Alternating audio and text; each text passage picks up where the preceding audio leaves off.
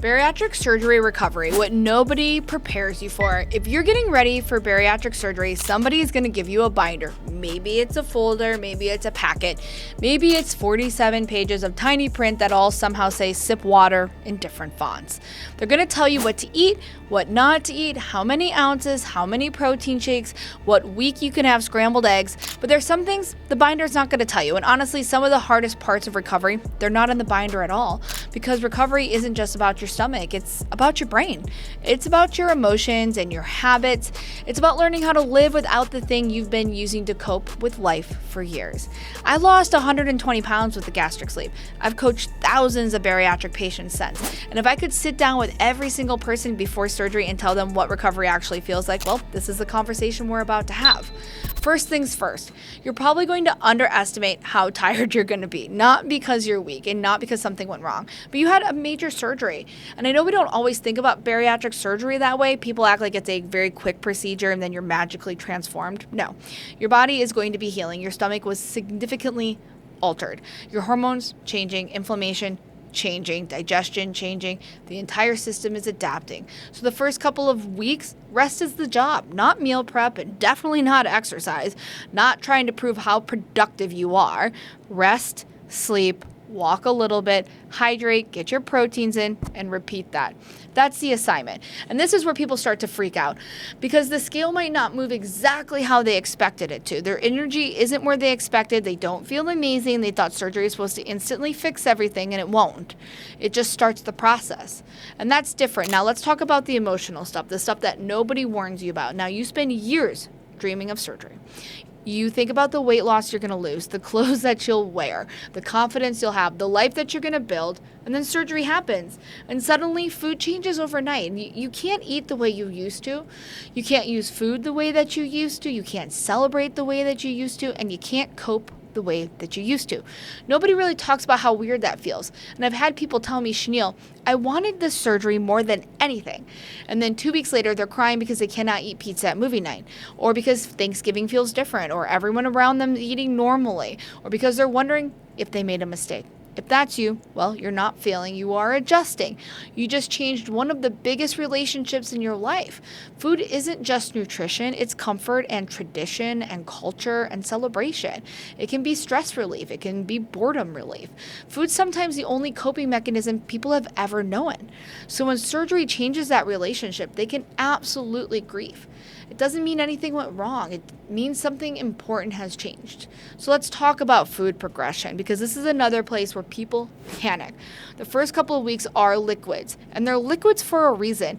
Your new stomach is healing and cannot break down and digest foods outside of the liquid phase. So if I'm being honest, nobody dreams about sipping protein shakes for entertainment. You're going to get tired of these liquids. You will get tired of the shakes. You will get tired of measuring every sip. You're going to get tired of thinking about the water and the timers and all the soft foods that are to come next, which is going to be the eggs and the cottage cheese, the yogurts, beans, tuna, ground meats. Now, some of these foods are going to feel amazing. Some are going to feel terrible. The exact same food one day may feel different than the next. Your stomach is just learning, your digestive system is learning, and you are learning. That doesn't mean something is wrong. Now, the internet will convince you that every burp and every hiccup and every weird sensation means means something horrendous happened. Most of the time, your body is just adjusting. So stay connected with your surgical team and follow the progression guidelines you're provided.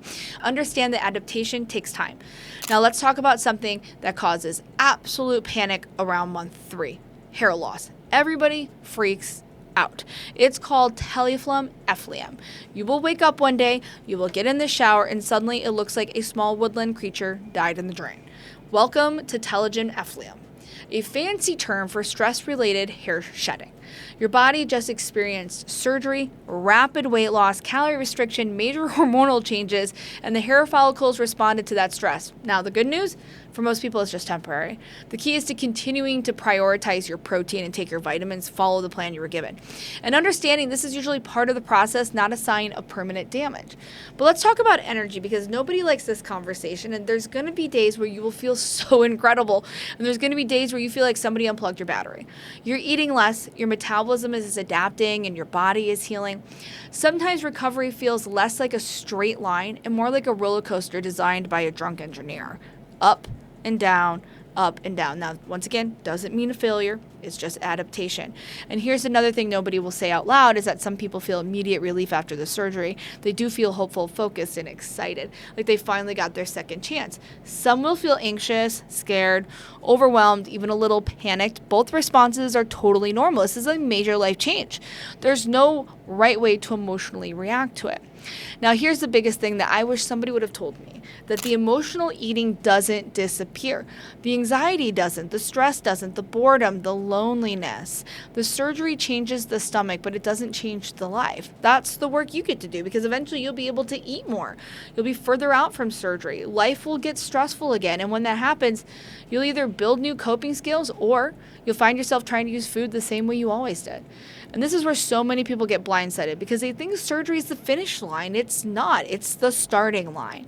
And I wish someone had told me that surgery is the beginning of the work, not the end of it. I thought I was going to come out of the other side fixed. I thought I was going to wake up one day and suddenly become the person who naturally made healthy choices. Instead, I came out of the other side with a smaller stomach and the same life waiting for me. The same stress and the emotions, the responsibilities, the habits. That wasn't a failure of the surgery. That was the truth about the surgery, that the surgery gave me leverage, a tool, and an opportunity. But my habits and my routines and my mindset, my identity, the ability to navigate stress without food, that's where long-term success is built. And honestly, that's why the rewrite exists. Because most people have support for surgery. They don't have support for life after surgery. They know how to survive the first month. They don't know how to navigate year 2 or year 5 or 10. They don't know what to do when the honeymoon phase ends. They don't know what to do when life gets messy again. And that's where we come in. We help people stop chasing weight loss, and we start building a life that just naturally supports it. A life where protein isn't punishment, movement's not punishment, healthy eating isn't punishment. It's just who you are now. So if you're pre-op and you're trying to understand what recovery actually feels like, or you're post-op and wondering why nobody prepared you for the emotional side of this journey, well, you are not alone. And if you're looking for support from people who actually get it, that's exactly what the Bariatric Rewrite was built for. The link in the description will take you to our free Facebook group, as well as give you information about our coaching programs and our app. I hope to see you there.